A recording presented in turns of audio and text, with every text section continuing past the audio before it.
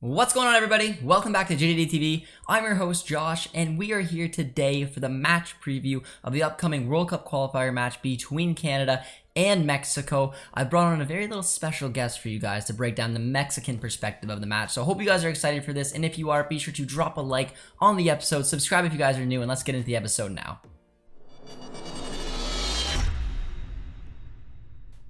Alright guys, so today we brought on a very special guest. It is Owen Diana from FootMex Nation. We're going to throw it over to him for just a quick little introduction on himself. So Owen, how you doing today? I'm doing great, Josh. Thanks so much for having me on. Yes, I'm Owen Diana. I'm a writer and reporter with FootMex Nation, principally covering Liga MX, everything L3 as well. You can find me on Twitter at 4KicksBlog. I also do a lot of highlight videos for Mexican soccer, Mexican players in Europe, Liga MX, and the Mexican national team as well. Beautiful. So what a perfect guy to bring on to break down the upcoming game we have between Canada and Mexico. It's going to be an interesting one, especially going to the Azteca. So I just wanted to, flip it over because you guys have heard my initial thoughts on Canada's roster. So now let's get your thoughts on Owen. So Owen, when Mexico's roster came up, what was your initial thoughts? I think there weren't too many surprises. I think when you compare it to September, you're missing the majority of the European contingent, certainly the big players. Perhaps Mexico's three most important players. You're missing Hector Herrera through injury. You're missing Chucky Lozano with the COVID situation and Serie A not allowing their clubs to not release the players. And then Raul Jimenez, similar situation with the Premier League, allowing their clubs to not release players. So Mexico were missing their two most important attackers and probably their most important or certainly decisive midfielder over the course of the summer in the Gold Cup. And so to still take 7 points from 9 in September, I think was a feat, was really important. Yeah. And all those players are back in now, including you've also got Hector Moreno, the Monterrey center back, who was in Europe for a number of years. He's back in, and Johan Vasquez as well, who recently joined Genoa in August. He hasn't played yet for Genoa, but I think on form before he joined was the best center back in the Mexico pool. So it'll be interesting to see what they do at center back, certainly, but a much, much stronger squad than what Martino called up in September. Much less controversy. You don't have a Rodolfo Pizarro in there anymore. That drew a lot of controversy. Of course, yeah. He's someone who draws the ire quite easily of Mexico fans. So he's not in there, for example. So I think basically what was expected. I think Diego Lainez isn't in there. He's just returned to the Betis squad now. He's been called up for their last two matches, but he still hasn't debuted this season. He injured himself in the bronze medal match of the Olympics against Japan and still hasn't played any minutes since then. So not necessarily a surprise to see him left out. And then Gerardo Arteaga, the Genk left back, who's been really good for Genk this season and last season as well. He's marked himself out as a key player there. There seems to be a situation where he's been banned. He rejected an Olympic call up, and that didn't sit well with Mexico staff, with Martino, and so he hasn't been called in to either the September call up or now in October. But I think again, because that happened in September, it wasn't a surprise that he's not in October, despite the fact that he's been in good form in Belgium. Yeah, I remember talking with you on that story when we had the council formed there, which right. is it's an interesting decision. I mean, he made it, and obviously there's some repercussions there. But I guess looking from a percentage perspective, so from 0% to 100%, what would you rate this squad? Like one being like the 100% being this is the best you could have possibly brought to Mexico, just to give me an idea, and then let me know what the first window was, the first window of games, just to give everyone out there what like you think how much stronger you think this could potentially be than the first Windows team.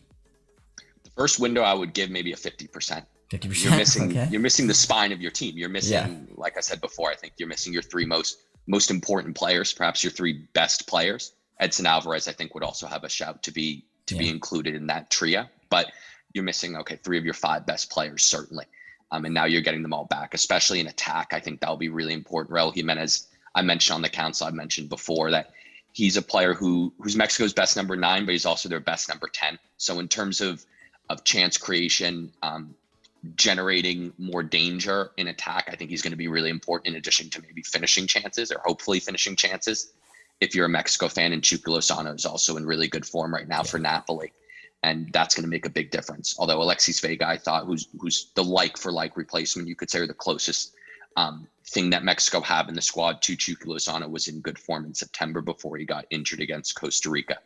But now with all those players back, I'd say you're at 95%. I think having Arteaga, have maybe 90. I think having Arteaga back in there, I think he's someone who a lot of people would like to see start over Jesus Gallardo at left back. Gallardo, I think, has been in better form for Monterrey over the last month or so. Monterrey's been doing really well in the Mexican League, although they did just lose on Friday to Juarez, who are one of the league's weaker sides, certainly on paper. But Gallardo's been in better form. But nonetheless, I think Arteaga, for a lot of people, would be the starter there. But otherwise, I think it's essentially the strongest squad that could have been called. Also having Linus would make a difference. Yeah. And I assumed you were going to go probably towards that 90, 95 range. So that's just perfect for us Canadian men's national team fans to know, because it's a totally different outlook. And I watched I want to get your thoughts on this, because listening to you talk about Raul Jimenez and seeing what he's done over the years, and I'm sure, probably pretty certain you probably watched the Wolverhampton game over the weekend, but he did exactly what you said. I mean, he got 2 assists. He dropped deep from a strike roll. He picked up the ball. Good little feed on the man, and then and was able to pick out 2 beautiful passes, and it obviously led Wolverhampton to 3 points. And he's picking up that type of form before coming to Canada, so it's making me a little bit nervous. But I just wanted you to touch on his performance there, because I thought it was a really well-rounded performance, as well as the goal he did score, which pretty emotional to be honest, even from anyone who's just from a neutral perspective. Right. Well, among center forwards so far this season, the Premier League, he's created more chances than anyone with 21. So it's something that he's been doing in the previous games. Maybe the chances just weren't getting finished. There was certainly some profligacy, Adama Traore, Trincao in particular. But he's now found struck up a partnership quite quickly with Hwang Hee-chan, the new signing from Leipzig, the Korean international. And I think it's encouraging to see that from a Mexico perspective. So Gerardo Martino rarely deviates from the 4-3-3 formation. In fact, he's only done it once or twice during his tenure with Mexico, and it was an aborted experiment once Jimenez was injured. It was trying to find something a little bit different, how to replace his what he provides. But I think when you see how Jimenez was linking up with another center forward, able to drop deep and combine and provide assists, it does give Martino that option of potentially playing with a 4-4-2 or certainly a 2-striker formation and bringing Funes Mori on. You could have Jimenez drop deep and potentially create. I think that's a possibility. I don't think it's going to be the plan A, but it's another it's another backup plan that didn't exist before. But Jimenez, I think, is going to play a slightly different role. I think he'll be more of a fixed number 9, but it also does give you the opportunity of him dropping deep. You have Tecatito on one side and Chucky Lozano in particular on the other, who can make diagonal runs inside and be really dangerous. Try to finish the passes that Raul Jimenez is giving them. So I think overall it's really great to see him in that form, also scoring his first goal since that skull fracture, or in a competitive match, his first goal the weekend before against Southampton, a really, really well taken goal, a golazo, as they would say in Spanish. So I think it's encouraging to see him return with goals and assists, however they come, but also the way he's done it. They've been, really impressive, picking the ball up in deep positions, carrying the ball forward, beating players, taking players on, showing that he's really confident in himself right now. So I think that's really encouraging from a Mexico perspective, because he's a player that you expect to carry the attacking load. Yeah, absolutely. And when I went live, when the roster dropped, and a lot of questions were getting thrown at me about Mexico and about Raul Jimenez, and I said, I'm like, I don't think anyone really knows exactly what type of Raul Jimenez you're going to get back now, because the injury he went through was very severe, and it was very scary. But I mean, it looks like he's making the right steps, and it looks like he's producing already, which is a sign. I mean, you don't want to ever see a player have to go down like that. So it's a sign from a neutral perspective, obviously from a Canadian, that I hope he gets back. But it is a little worrying considering that we're taking them on in the next match. So I guess before we get into breaking down the match itself, I asked you and gave you a little task before coming on here to rip through your predicted formation, your predicted starting 11. I'll do the same, and then we can kind of tactically break it down and see what this could potentially lead to. So I'll start with yourself. So how do you see the Mexican side lining up for this game? Okay, so I see them using a 4-3-3. Like I said before, that's Martino's favorite system, and he really changes from the 4-3-3. Ochoa, I think, is going to be in goal. That's for sure. Anytime he's he's fit and available, he'll be the starter for Martino moving forward. Then at left and right back, I think certainly at left back, Gallardo is going to be the starter there. He's the man with the most minutes, most matches during the Martino regime.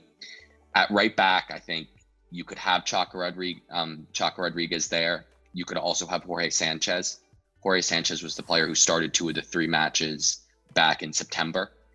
Chaco Rodriguez was injured. I think he comes back into the team now.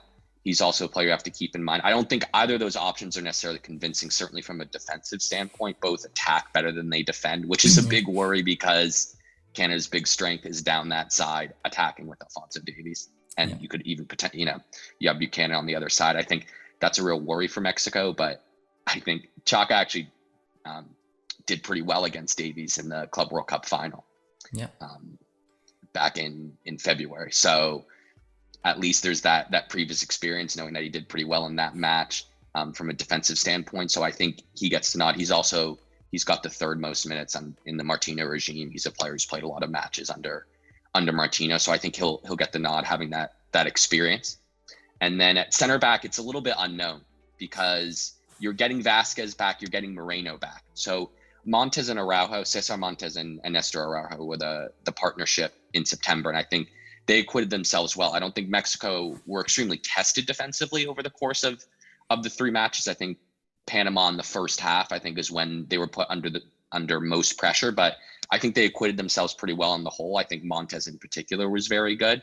I'd expect him to keep his starting spot, but it'll be interesting to see what happens with the left center back spot because Araujo is not a natural. He's a right-footed player. Yeah. He's not a natural left-sided center back. And you have 2 left-footed players in Moreno and Vasquez coming back. Now, Vasquez and Moreno and Montes were the partnership in the Olympics and that was a very solid partnership for Mexico at the Olympics. Obviously, it's a step up in level to then be playing World Cup qualifiers, but that's a partnership that you've already seen. I think that could be recuperated, but the question is whether or not Vasquez is going to be thrown in at the deep end, so to speak, because he hasn't played a single minute with Genoa yet. So he's a player who's not in, he doesn't have the match fitness perhaps. So I'd actually expect to keep that Montes Araujo partnership for this match. I would expect Martino to stick with that. We'll have to see what happens. Also, Moreno's recently returned from an injury. He's only been back now for about 3 weeks. He injured himself in the Gold Cup final, his hamstring. So I'd expect that partnership to maintain itself. But I think moving forward, if Vasquez, for example, starts getting minutes at Genoa, you could see him take that left-sided center back spot. Then in midfield, Edson Alvarez is the number 6 for sure. He was great in the last qualifiers. He's been going from strength to strength with Ajax, a player who gives you a lot defensively, but also going forward. He scored a couple goals already this season for Ajax. He's a player who's really improved on the ball since he moved to Europe. Then I think Hector Herrera has got to be in there now. He's gonna move into midfield now and play there. A player who is really important for Mexico over the summer was probably their best player, as I said before.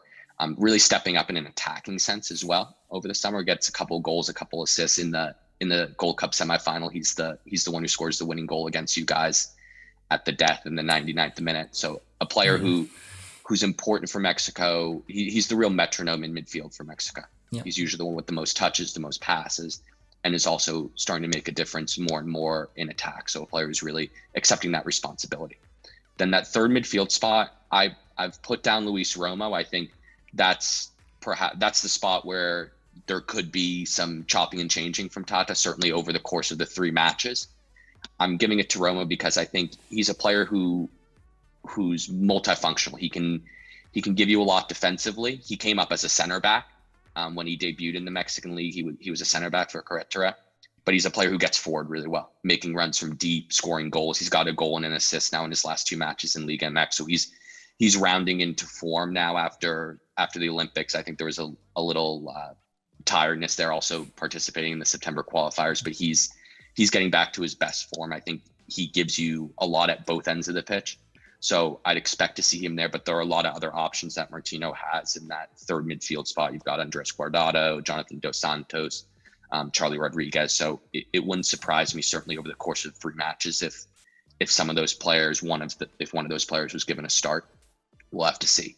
And then up front, I think it picks itself. I think you've got Tecatito on the right, Raul Jimenez now in the middle, and Chucky Lozano on the left. That trident that was serving Mexico really well back in the fall of 2020, and they played in the fall of 2020. They played some pretty high profile friendlies and had a lot of success with that trident. We're getting some good results, and then obviously Raul Jimenez, his skull fracture kind of put paid to that. Seeing how that trident developed, but I think now Mexico fans are going to get another chance to see that consistently over these 3 matches. And 2 small questions, because that was basically the lineup I was thinking about as well. But it's interesting from when you look at as a national team, because you know that you kind of want your players to play consistently. It kind of is what it is. But I mean, I want to focus a little bit on Hector Herrera, because obviously he's one of the most influential players you're going to have in that midfield. But as you obviously are aware, he doesn't get a ton of minutes for Atletico, and I honestly don't see him getting a ton of minutes for the season. I just was wondering, from your perspective, is that any concern for you, seeing that Hector Herrera, who's supposed to be so influential to this midfield, is a player who just, unfortunately for him, just can't seem to lock down a spot at Atletico? I think you'd definitely like to see him getting more minutes than what he's been getting.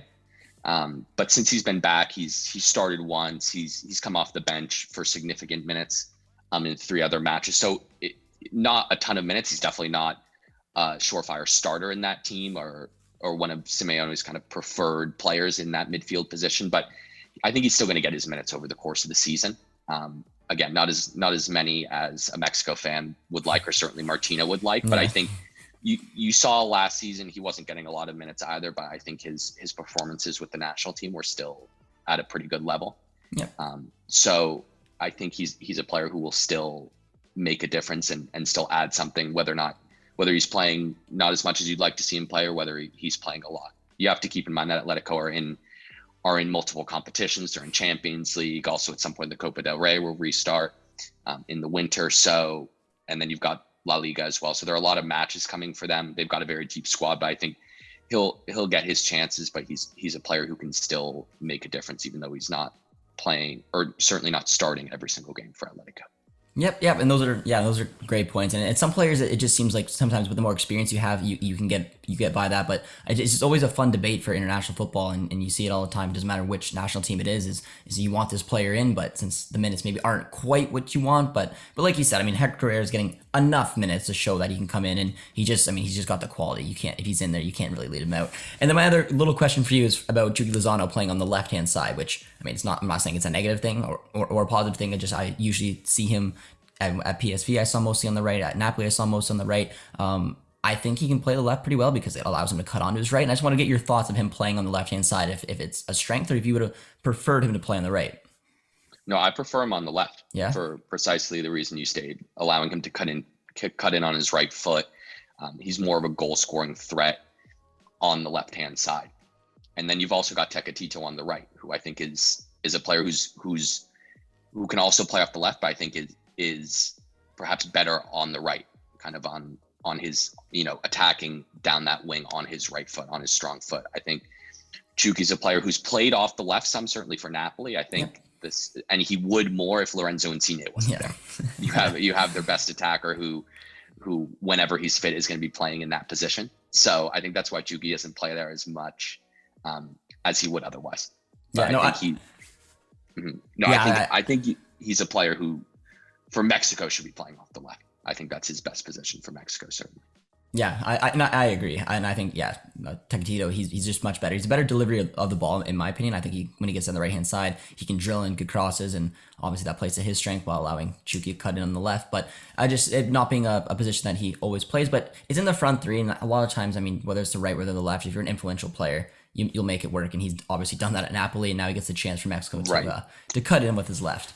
And one other thing I would add as well, I mentioned earlier this idea of the diagonal runs coming from wide positions. I think if Raul Jimenez drops deep to receive possession, tries to turn, maybe filter passes through, or that's coming from a midfielder, I think Chucky can make those runs a lot better off the left. It's more natural to be making those off the left than it would be on the other side. And he's a player who's played as a number 9 at times. He's done it for Mexico when Raul Jimenez was out. He's done it for Napoli. He did it a few times, certainly under Carlo Ancelotti in his first season in Italy. So he's a player, although it's not his preferred position, he does have that goal scoring knack. He does know how to make those type of runs, and he's a good finisher. So I think having him off the left just allows you to exploit his goal scoring potential, or to maximize his goal scoring potential. Yeah, no, and I agree. And he's going to be definitely a one to watch out for a right-handed side. But so we'll get into Canada's starting 11, and as most of people who watch Canada know, it'll probably line up in one of two ways. It'll be a 3-5-2 or a 3-4-3. I'm assuming it's going to go with a 3-4-3 because we have zero depth right now as the striker position. Larin is a question mark. We have a bunch of players are out. Cavallini's injured. We just don't have enough depth, I think, to rock a two-man striker formation. So we also brought in way more wingers than we ever really have, in my opinion. So I think that the writing's on the wall that we're going to go for this 3-4-3. It makes me a little bit nervous in the midfield, but regardless, in goal we're going to have Borjan or Crépeau. Depends on Borjan's COVID situation. Either way, it's going to be one of the two, and I'm not that concerned if it isn't Borjan. I mean, he is a leader at the back. I would like him between the sticks, but if not, Crépeau has proved that he can definitely come in and do a job. Right wing back, Richie Laryea, who's been in excellent form for Canada. TFC, his season is what it is, but I mean, for Canada, he's always come in, always put in good performances on that right-hand side. The outside right center back will be Alistair Johnston. He will probably play all 3 games. He's the most irreplaceable player, I think, on this team. You don't have someone else who can do what he does for this team. The central center back, I'm assuming it's probably going to be Vittoria. The outside left center back, it'll be Kamal Miller with Kennedy going down. Derek Cornelius is coming back, but I don't think I almost can say the same thing about Miller as I could say for Alistair Johnston. I just don't know if our backup options can cover that width with the speed. There's no one really there. I wouldn't be surprised if Kamal Miller plays all 3 matches as well. The left wing back, I'm going to say Atakubi. He's been fantastic since he's moved to the Turkish league, and I would like to see him start. He brings some defensive awareness. He can attack as well, and he just solidifies a little more defensive responsibility to that left-hand side, which, I mean, he's got a job to stop the wingers when they come, so that'll be an important one for him. With the 2 center mids, I'm going to say Eustachio, and I'm going to say Marc-Anthony Kaye for this one. I don't know what Hutch is going to do. He more than likely will probably only play 1 game, and I don't think it's going to be at the Azteca. And then our three front line, Tajon Buchanan on the right.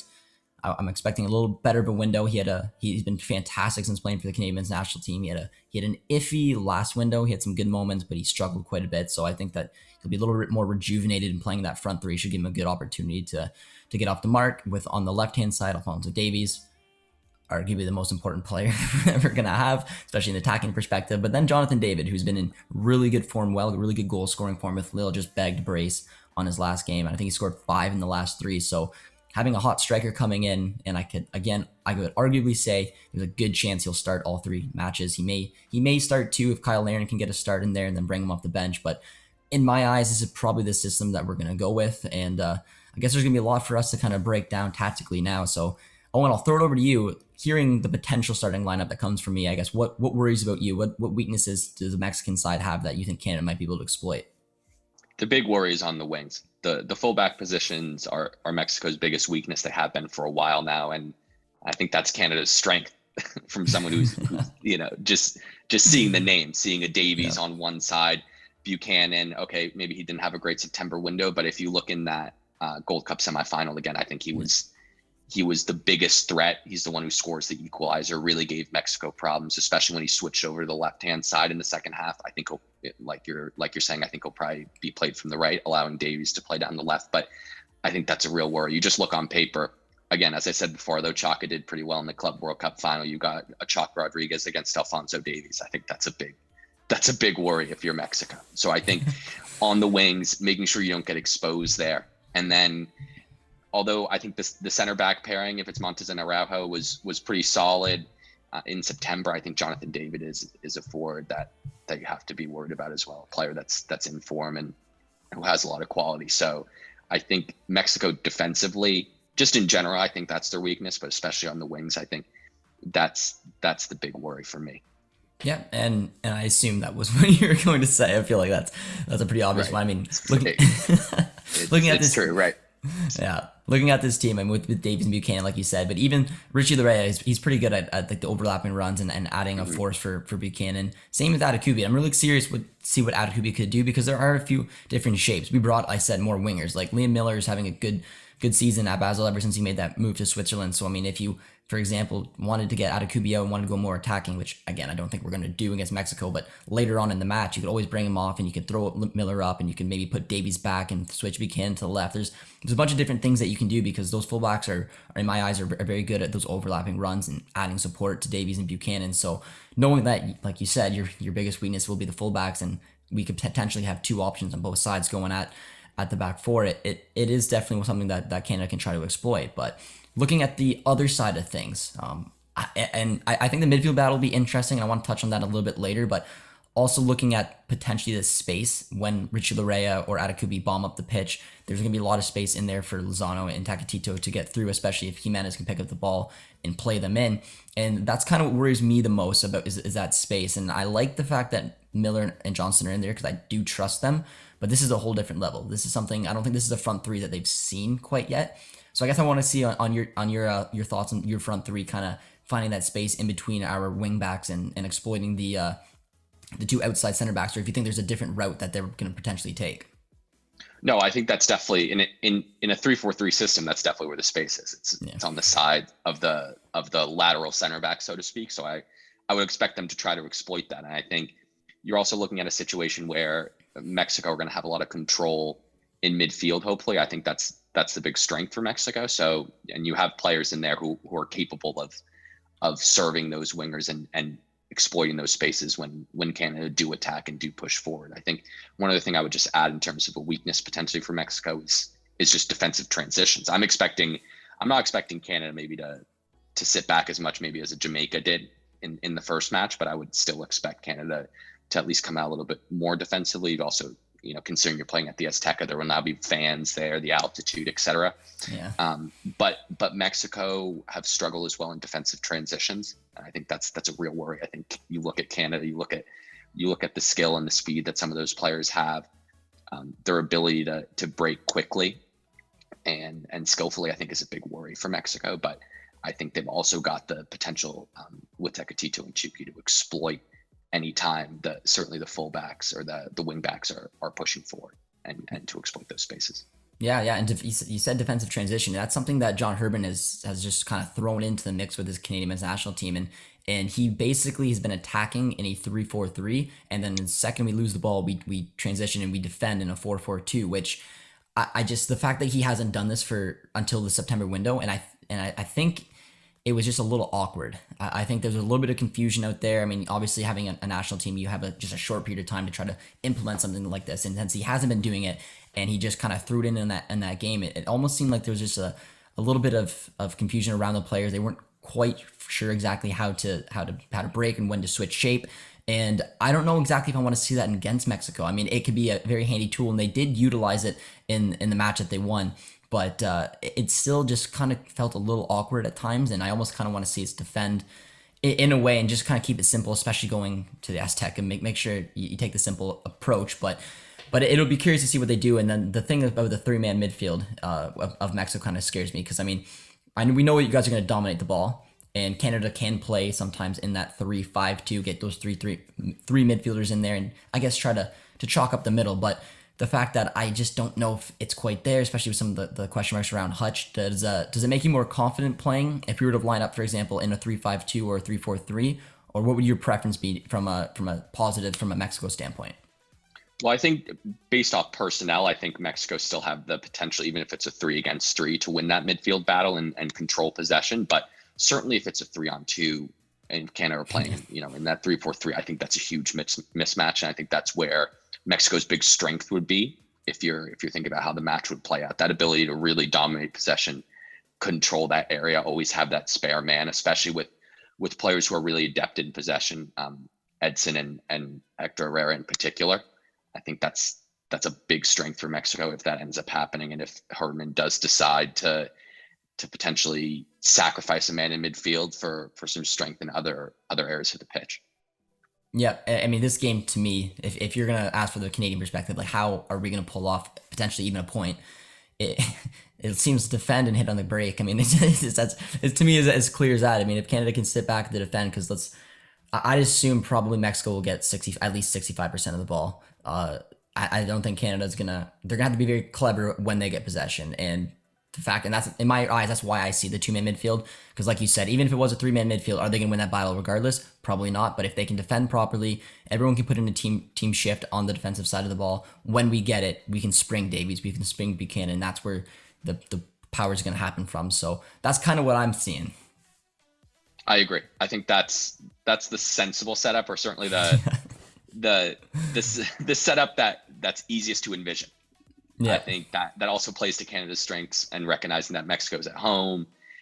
Mexico's a team that likes to keep the ball a lot, so kind of letting them have that, but then recognizing that Mexico's weaknesses are defensive transitions and defending from wide areas. So I think Canada has the potential to exploit that. I think also set pieces is something that's worth mentioning.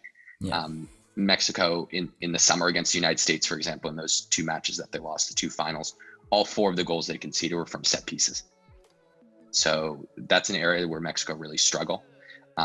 Before last window, something like 29% of the goals that they conceded during the Martino regime were from set pieces. So that's an area that I think Canada could also try to take advantage of when they do have dead ball situations. That's an area where I see them having an advantage. Yeah, and we've had a very specific set play. I mean, I don't think Martino's gonna have to watch this video to figure it out, but Eustáquio, he constantly did it at least 4 or 5 times, and we scored a goal off of it. I mean, wherever the set piece comes from, he pings a ball very, very deep. He goes to the head of Steven Vittori, who then cuts it right back across goal for someone to then try to head towards the goal. And like I said, we did score on it, and every single time, as obvious as it was, we were almost successful. I think we probably scored, let's say, 20% of the time, which I mean for a set piece play is pretty good, but matching up with Steven Vittori, and that's why I think he will start, because set pieces, like you said, could be important. And if it's not Vittori, I don't know exactly who's got that power and who's got that heading accuracy to be able to go by, suck up 2-3 players, still win that ball and set up a chance. But yeah, that could be an interesting one, but I'm assuming sooner or later they're gonna have to find a different set piece, because I don't know if I've ever seen the exact same set piece play happen like 4 or 5 times in a match, but still almost being successful. There's nothing the other team was doing about it. If it ain't broke, don't fix it. I guess it's the adage there, right? Exactly. But all right, let's move on to the last little bit of this preview, and I just want to get it from Mexican perspective, the point expectations from this window, because I think you told me in the first time that you were looking to get 7, and you guys obviously did get that. Now looking at this one, what is from the Mexican perspective, and you can talk about yourself, I mean just the media, what would be a good window for Mexico picking up points in this 3-game window? I'd be happy with 7 again. 7 again. I think this Canada game is potentially a trap game. It's a difficult one considering how you guys did against the United States, as well, getting a draw there and probably being good value at the end of the day for a draw. So I think I see Canada as a team that's set up to play well away from home, and that worries me. And I think your strengths really match up well with Mexico's big weaknesses. So I think getting a win in this match is really important for Mexico. In fact, taking at least 7 points from 9, I think, is really important, because if you do that, then you're 2/3 of the way to that. If you're thinking the 21-point mark is what's going to be needed to get one of those top 3 spots, one of those automatic spots after the first 2 windows, if you're already 2/3 of the way there with less than half of the matches played, I think that's really important. You also have to take into account, so from the El Salvador match, which is the 3rd one that Mexico play in this window, Mexico then have 4 straight matches away from home. So they go to El Salvador, then in November they're going to the United States, they're going to Canada, then they're going to Jamaica to start the January round of qualifiers. So I think it's important, if you can, to pick up 6 points from these 2 home matches. I think the easiest match on paper here will be the Honduras one, because Honduras 3 days earlier have a do or die match essentially against Costa Rica. Both those teams did not start well in September. They're already 3 points off 4th place, and both really need a win. So I think certainly from a Honduran perspective, they're going to be going all out to get 3 points in that match. They're at home. And I think then going to the Azteca, we'll see if they're able to pick the same players. Certainly if there's some weariness there after the Costa Rica match and then traveling. And then you go to El Salvador. But I think getting 7 points would keep you on track. Certainly if you could get 9, that would be great. I think you'd expect Mexico to take 3 points from every one of the matches on paper, but I think given what we saw in September, I think it's difficult. You also are probably gonna have to rotate players. Playing 3 matches in such a short space of time is not easy. That does favor a bigger side like Mexico, but nonetheless, I think if you are able to take 7 points from 9, I think that's a really good return. Yeah, and just because Canada just experienced it, that third match against El Salvador, and I give huge credit to El Salvador because I thought they looked pretty impressive so far, especially in that opening window. But I mean, they were gassed. They were gassed in that third match, and maybe that the depth, like you were talking about, does come important because seeing what they did and getting the draw against the United States was impressive. And then I was a little bit nervous because like this is a defensively well organized team if they know what they're doing, but their legs were gone for that last Canada match, and we ran them over with ease in my eyes. So. And when I'm looking at it, I'm gonna say probably the Canada game. I mean, it was probably the one where you may lose points if we go off that one, just because, like you said, I mean, Mexico is still probably expected to take all three. But if I'm saying if there is a chance for them to potentially drop it, it could be because it's a fresh Canadian squad, a fresh Mexico squad.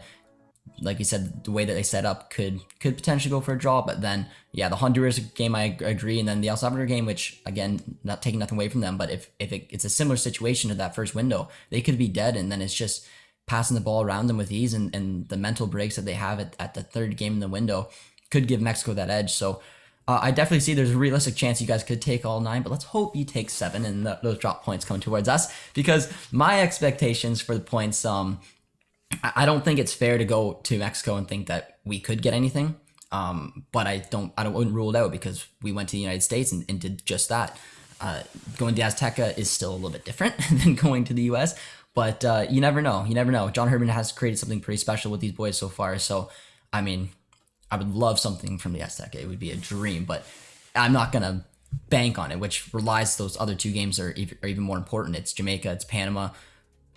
Panama, in my opinion, right now are a bit of the dark horses. They've had a really good window, where Jamaica's had a disastrous window. So you'd almost think that Jamaica match could be the most winnable, and then try to get a draw or a win out of the Panama. So realistically, if we did, worst case scenario, get 4 points, win maybe against Jamaica, draw against Panama, loss against Mexico, it's not terrible. But considering that we're going for the top 3, it'd be nice to maybe get that 6 mark, maybe even 5 if we can sneak a draw from you guys. But it'll be interesting to see the way this Canadian team goes. But that's probably what I'm thinking is, again, another 5-point window, maybe 6-point if we get the draw against you, or we pull off a win against Panama, would be easy in my eyes, and probably help us get towards that 3rd place spot. Yeah, that would keep you guys certainly on track, I think. Right, even getting 4, I think would probably keep you on track. I mean, we saw in the first round of matches how many draws there were. Yeah. Teams taking points off each other, and if that continues, I'd be surprised if it continued at the rate it did, just because that was wild. Certainly, how many draws there were, but if you're matching, a lot of these teams are pretty evenly matched. They're taking points off each other. It's difficult to go away anywhere in CONCACAF, certainly in an octagonal, in a final stage of qualifying. So I think if you guys were to get even 4, I think that keeps you on track. It probably keeps you in the top 3 and on track. Yeah, absolutely. And the fact that, I mean, now Mexico's got a fully strength squad, not good for Canada. So let's just hope that Jamaica doesn't figure their stuff out as well, because that'd be a double dose of things that Canada just doesn't need. But Owen, just before we wrap this thing up, one final question for you. It's the obvious one: predictions. Where do you think this game's gonna go? And give me your score prediction. Okay, I think Mexico's gonna win 2-1. I don't think it's gonna be easy. I think we saw in the Gold Cup semifinal, I think Canada, John Herman's a really good coach. He gave Mexico a lot of problems with the tactical setup, being able to switch tactics, formation, and kind of outlook, starting to press a little bit more in the second half. They were a little less aggressive in the first half of that match. So a coach who's able to switch things up on the fly and create problems. And I think now he's got better players than he had in that semifinal match. You've got Davies, you've got David, you've still got Buchanan there. So I think it's a team that can cause a lot of problems for Mexico.